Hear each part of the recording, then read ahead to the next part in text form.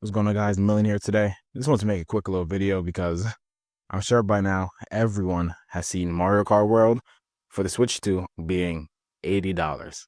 Yeah, 80 bucks. I know it's a little crazy. And yes, I'm also a little late to the party, but I'm sure everyone will still agree with me that this price tag is insane. Like, this joint is crazy. I don't understand at all.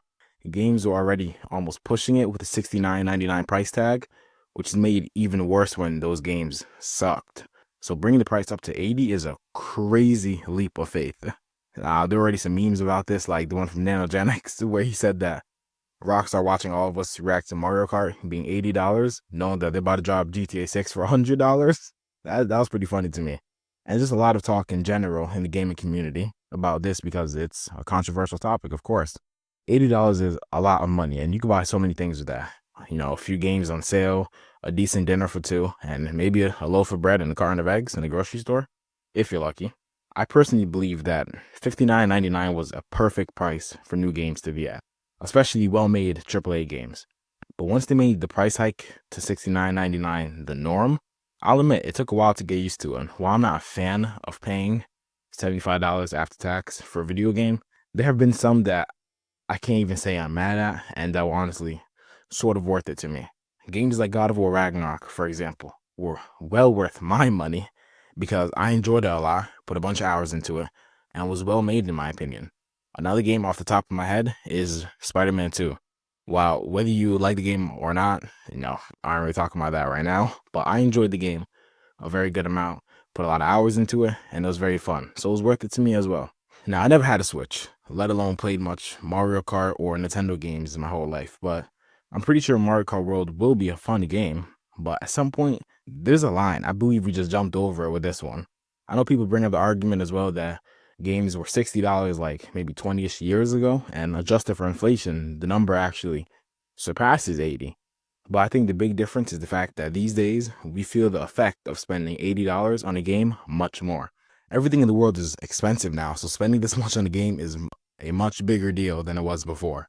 Now, I don't think I have to really say much examples, but look at the prices of a house then compared to now, and what you're able to do with one salary back then versus today, But I don't want to get too much into that. Another point I'm seeing is that Nintendo games also rarely drop in price. Again, like I said, I do not own a Switch, but after doing some research, aka just going to the Nintendo store, I found that Breath of the Wild and Super Smash Bros. Ultimate were $60 still. And keep in mind, both these games came out like 5 or 6 years ago, maybe even 7, honestly.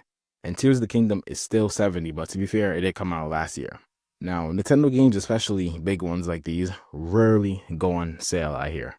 Now, please correct me if I'm wrong, of course, but as opposed to PlayStation games, for example, that may launch at $70 but go on sale like 6 months after release for like $10 off. And then as time passes, it goes on sale more and more. And, the price is eventually going to drop. One example is Resident Evil 4 Remake. Now, I'm pretty sure the game released at $60. I'm not 100% sure. But after that, maybe let's say 8 months after, you will see, a pretty decent sale on it. And then a year after, the price actually dropped. Like right now, I think the base price is only 40 instead of the 60 that it launched at. Now, again, don't quote me on that. I'm about to fact check that or something. But that's just to give you an example, of how it works on like PlayStation or Xbox. And that's very reasonable. But at least if there's an exciting game coming out on Xbox or PlayStation, but someone can't afford it, like, off rip, they can say, okay, I'll wait till it's on sale or for the main price drop or whatever. But from what I understand about Switch games and Nintendo, you're not seeing that for a good long while. And even if you do, it's not going to be that often. And honestly, real quick, last thing, do not get me started on the fact that the physical edition for Mario Kart World is $90. That one, I genuinely have no words for that at all. We're honestly so cooked, it's not even funny. Please, guys, watch your money with these games. Stay safe with this. If you have the means and want the game, then by all means, get it. It's your money and your life, of course. But my personal opinion is don't waste like your last $80 or $90 on a game just because you feel like you need to have it or something. It's okay to not get every game. You don't need to have any FOMO over this.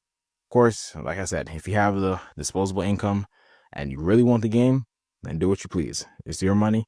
And at the end of the day, if you have fun, then sure, you do you. Other than that, guys, I just wanted to make a quick video talking about this. Trying to upload a little more and more consistently, I promise, but definitely a lot going on right now. I hope you guys enjoy your day, stay hydrated, and stay very loving. I'll see y'all in the next one.